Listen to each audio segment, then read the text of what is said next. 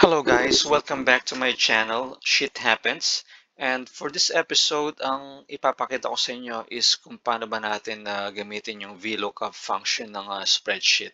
And um, kung paano nyo pwedeng gamitin siya sa pang-araw-araw na business nyo or trabaho nyo. So for this one, ang ginawa kong example is yung learner's reference number. And ang gagawin natin is gagawa tayo ng parang tab dito na pwede nating i-search yung learner's reference number and makikita natin kung sino ba siya, age, level niya, and yung school attended. So let's say binigyan tayo ng reference number, hanapin mo nga yung 1, 2, 3, 4, 5. So hindi na natin iisa-isahin pa natin dito kung sino ba yon or what. Pwede na natin siyang lagyan ng search key dito.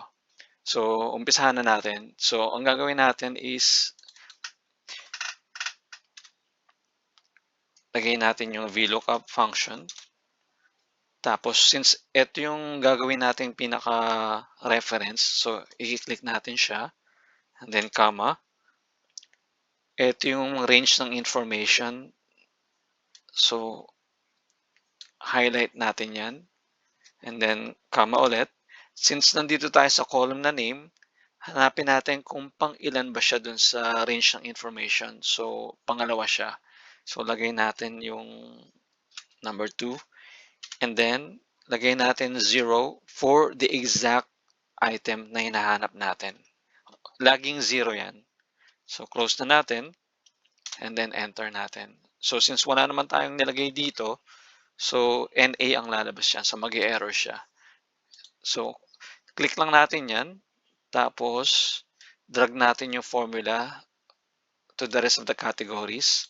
And then, try na natin yung LRN natin. Let's say yung 1, 2, 3, 4, 5. Type natin. Enter. Ayun, lumabas na siya si student 1, age 12, grade 6 sa school A. Try natin yung iba. Si 162345. 162345. Enter. Ayun, si student 16, age 7, grade 10, and school siya umattend. Let's say wala dito yung yung LRN. Ayun, yung lalabas na error ulit.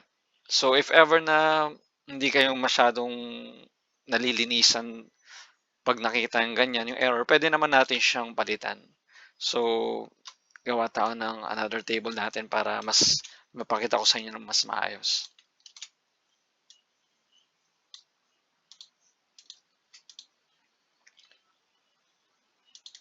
So, for this one, maglalagay tayo ng if error and then VLOOKUP. Same thing again yung formula natin. Ito yung hanap, yung search key natin. Click natin yan. And then highlight natin yung range. Tapos column number 2. And then exact amount. Tapos close ulit natin. Lagyan natin ng comma. Tapos apostrophe. Let's say student not found. Lagay natin.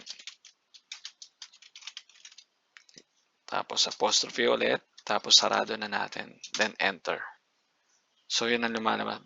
Medyo mahaba. Palitan natin ng not found na lang muna. Para maikli. Ayan. So not found. Same thing again nung ginawa natin kanina. Drag natin yung formula all the way dun sa last category. So since wala siyang LR na nakalagay dito, not found ang lalabas. Para, ayan, kung mas gusto niyo yung mas malinis tignan. So, try natin ulit.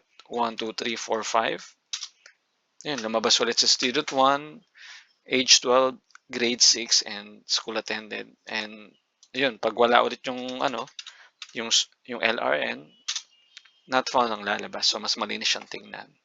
Yun, so, pwede nyong gamitin yan sa business nyo or sa trabaho nyo para mas madali kayo.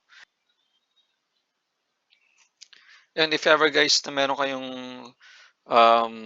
gusto na malaman kung paano gawin regarding spreadsheet para mapadali yung business nyo or trabaho nyo, comment nyo lang and try natin magawa ng video. Alright?